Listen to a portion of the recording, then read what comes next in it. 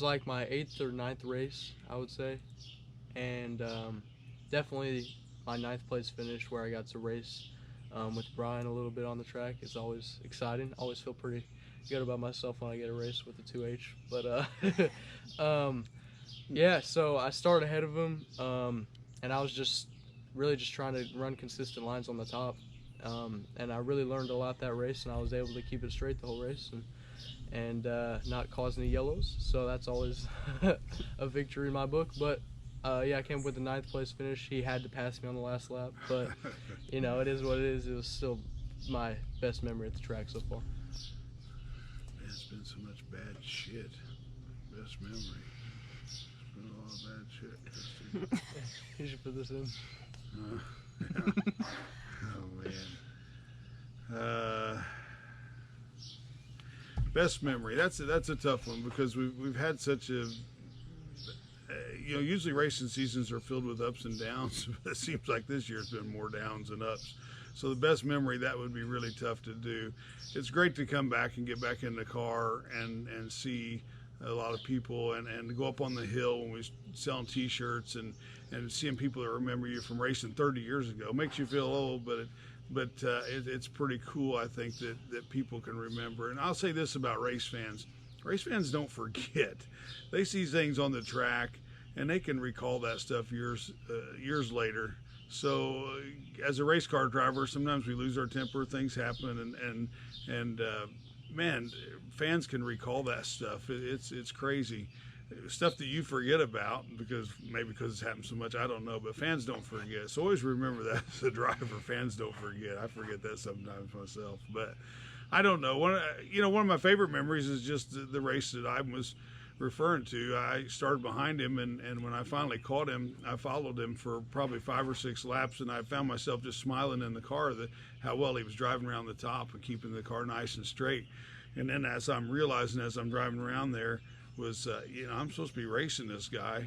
And so it took me a few laps hard on the gas, and I finally was able to edge my way through there at the white flag lap and pass him, which I feel like it was probably a good thing, or I'd still be hearing about that. So he's going to beat me one day, but when he beats me, he's going to have to earn it. But he's not far away, and I've been beat on plenty of times and beat up. So, but I look forward to the day that I can't keep up with him anymore.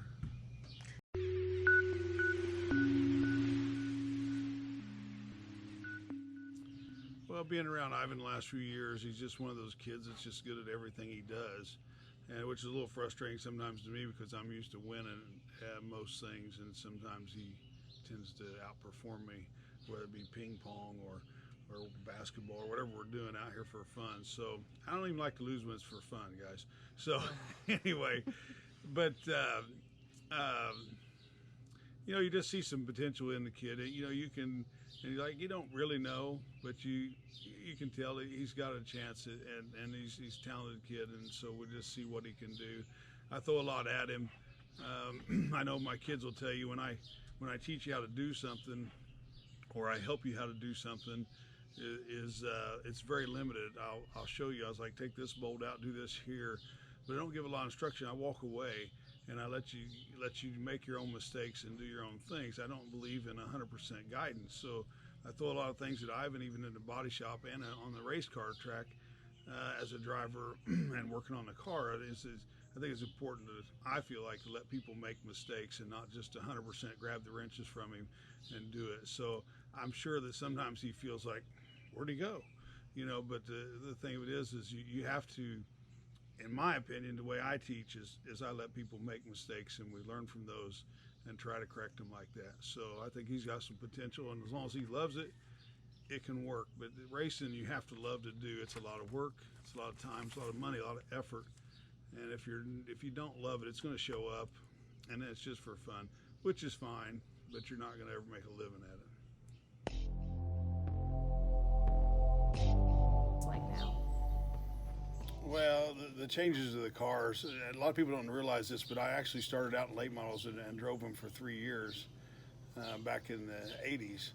But and then got my first sprint car in 1990, where I was rookie of the year at Putnamville. But the cars have changed for sure. The driving styles of the drivers has changed as much. I feel like there used to be a lot more respect between drivers and equipment, and I feel like that's not there anymore. Um, the slide jobs used to be a thing of art, and now they just slam jobs and get out of my way. And I don't know if that is a part of a lot of young kids coming up with a lot of money, and or is it young kids coming up with the pressure to do well?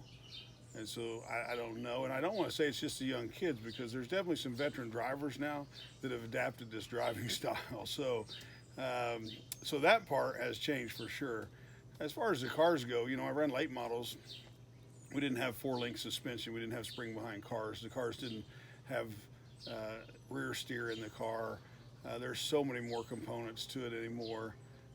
So the cars have definitely became more complex and changed, and the way you have to drive them has changed as well. So we're constantly trying to adapt, and even the changes between 2013 and now with the car we have, it doesn't really seem to be a lot of changes, but apparently there is, because we haven't been able to hit our marks at all. So we're definitely struggling through it and trying to adapt as a driver and the mechanical end of it too. So we definitely got our work cut out for us in trying to figure this thing out, but we won't give up, and we'll get that thing a victory lane for long, hopefully.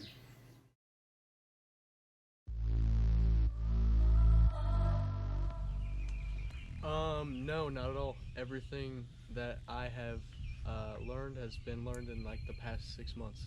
So, not at all. Just gotten into it, and never really been too much into the mechanical side of things, but definitely the past couple of years have been getting more into it, and then with the race cars just recently. But yeah, still learning a lot, but gotten a lot better at least. I know I did a few things.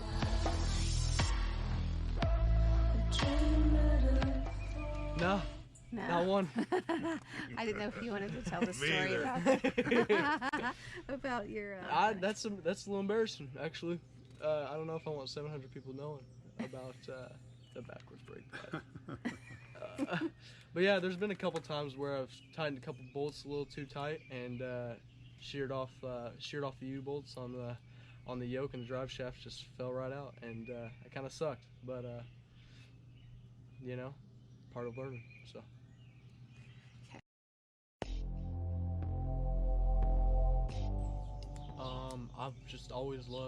I've always loved speed, and I've loved the thrill and excitement of going fast, and I've always just loved watching it, and I've always wanted the chance to do it. So now to be able to get to actually do it is pretty crazy, and I can't believe it, but I'm very grateful. So.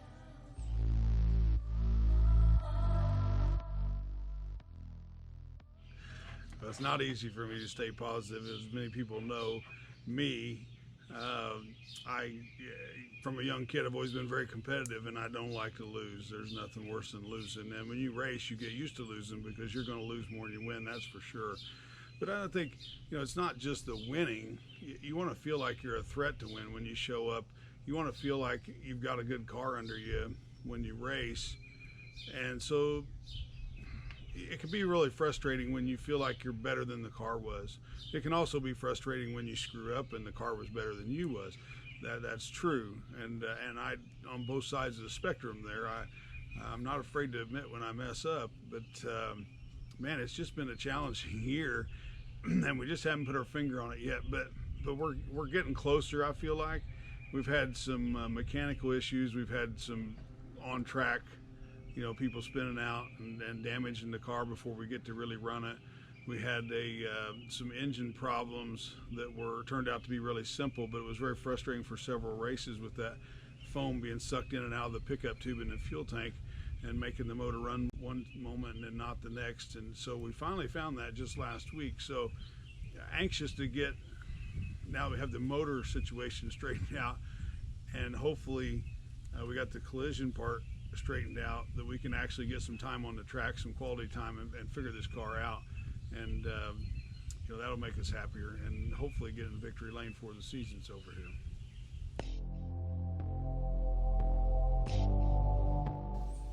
It was Eldora Speedway about 2.5 years ago. Crazy experience. I absolutely love the dirt now. It's just way more thrilling to me than pavement racing, and I just love it. First and foremost, it's got to be Brian because, I mean, the first time I walked into his shop and saw his man cave and saw all the racing pictures on the wall, it was so cool because I'd never gotten to know a race car driver quite like that. And working in the same shop with him for a few years, talking a lot of racing, and it really got me excited. And just hearing like the point of view from the driver and all the years and experience that he has and stuff he was sharing was really cool to hear, and taught me a lot, and is still teaching me a lot. I have a lot to learn.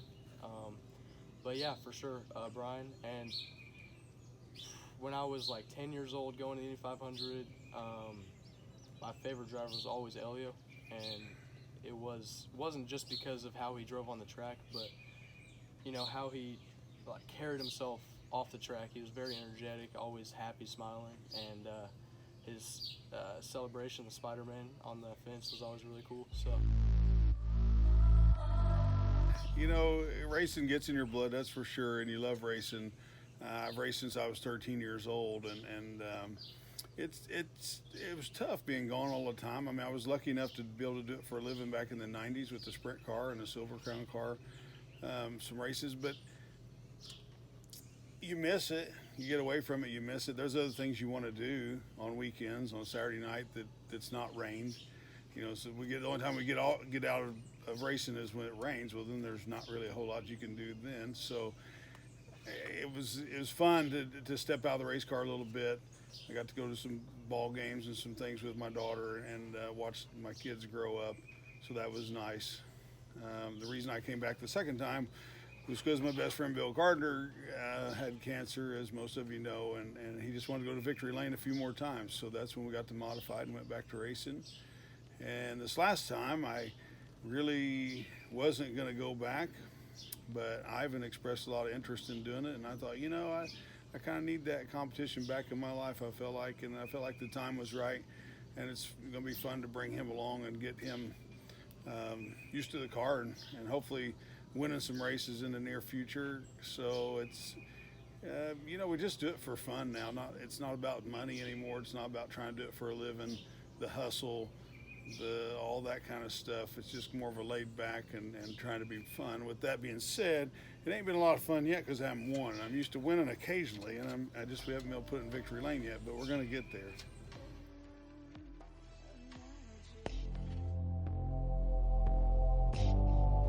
I get asked this question a lot, and it's really a tough thing to say because first of all, you have to be talented to drive any type of race car and to be successful doing it. So you don't want to take away from a guy, you know, driving a bomber or driving a sprint car with the World Outlaws or whatever you're driving. IndyCar doesn't make any difference. You know, you have to be talented in that vehicle. And so to say which is easier between a sprint car and a modified, they definitely drive different. They're completely two different animals. So I would say, you know, the sprint car, what makes it tough is the reaction time, the speed, how quickly you have to make decisions, and how on most tracks and most track conditions you drive it pretty aggressively. The modified doesn't like to be drove aggressively as much. The speeds are a little slower, although for the heavy car with the little tires, even though the speed's slower, the degree of difficulty is the same. So maybe you don't have to react quite as quickly, which maybe plays into my area since I'm getting older and I don't react as quick. I don't know, but I'm not going to say that. I feel like I'm still pretty quick reacting, but they're definitely different. So it'd be hard to say which one is easier. They're just different, but the sprint cars are not as complex of a car with the adjustments. They don't seem to be as sensitive. I feel like in a sprint car you can take a car that's maybe not as good and adapt it with your line and your drive in that race and still be competitive if you're good. And I think you see that. That's why you see the the guys that are really top-notch drivers, they're always up front, and that's not because their car's perfect every time, but just because they know how to adapt, change their line, and that kind of thing to make that car go to the front. And some can be said the same thing with the modified as well, but I feel like the modified, when the car's not right, it's a little more difficult. You can't just throw your elbows up and drive it. I mean, the car, it needs to be pretty close. So anyway, I don't know. I mean, I love sprint cars, so I'm always going to favor those.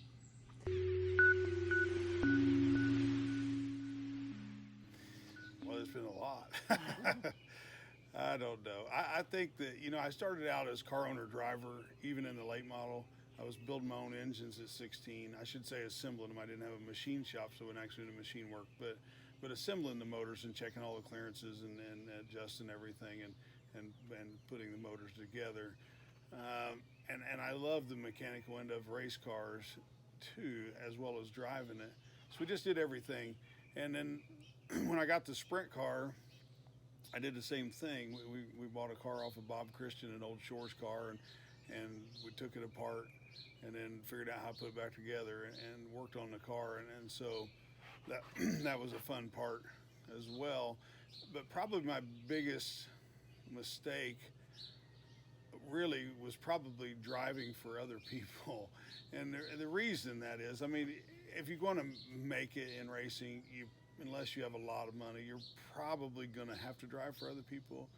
But it just tended to suck a little of the fun out of the racing for me. I mean, when I was owner and driver, I couldn't get fired. And I could go race when I wanted to race, where I wanted to race, as long as we could afford it. And so there was a lot of things that were good about that. The bad things about that was when you crashed it, you paid 100% of the bill. But it just, when you're driving for somebody else, there's just a whole lot of increased pressure to do well, because 2 or 3 bad races, they just, tend to jerk you out of the seat and put somebody else in. I mean, drivers are pretty disposable to car owners sometimes. And so I'm not sure how much loyalty there is there, and definitely a lot of pressure to perform. So I think my best years was when I just drove my own stuff and did my own stuff, and we just tended to have a little more relaxed and enjoyed the racing a little bit more.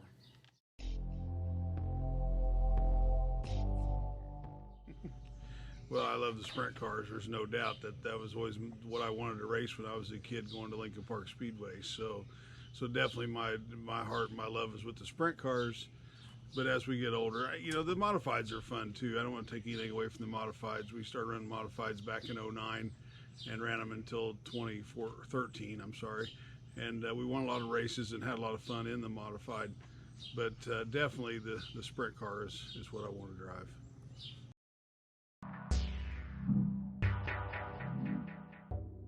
For sure, you need to have quick instincts, just to be able to avoid accidents, and just you also really need to be very concentrated to be able to hit the same line every corner. Just lots of concentration that goes into it. Something may happen in turns 1 and 2, but you got to forget about it, hit your marks in 3 and 4, and just continue to hit your marks the whole race. And 20 laps, sometimes without a yellow, I found myself needing a little bit more concentration, but I'll get there. So, I mean, it's just, I'm gaining experience, gaining talent, and hopefully gaining those things. And I've been able to avoid a few more wrecks more recently because I'm looking farther ahead the track, not just right in front of my nose of the car. And that shows. Points I've made are good points on that to be a good race car driver. I don't know. I always felt like, I always said there's a million good race car drivers out here in the country, but there's only handfuls of great race car drivers, and what makes the difference between a good and a great race car driver would be your Tony Stewart, Jeff Gordon, and those kind of guys. They seem to have that little bit of something that other people don't have, to just be able to either search the track or adjust to the car or adjust to everything. It has to be adjustment. I don't know that I ever remember a race that I even won that I came in, I go, my car's perfect. There wasn't nothing it needed. It always feels like, as a driver, the car could use a little bit more of this or a little bit more of that, but it's the driver of being able to adjust to those shortfalls on the car and be able to find a way to put that thing in victory lane. That's the difference between good and great. So what it takes to make a good one, I guess, is just to constantly be aware. Definitely you got to look ahead and racing the guy not in front of you necessarily, but racing the guy maybe 2 or 3 spots in front of you. And so that when you get there, you'll know the line they're running and be able to search the track for moisture on the dirt. Having good instincts, I don't know. Instincts are something maybe you're born with. I'm not sure, but you practice, get all the racing in you can, and just gas her up.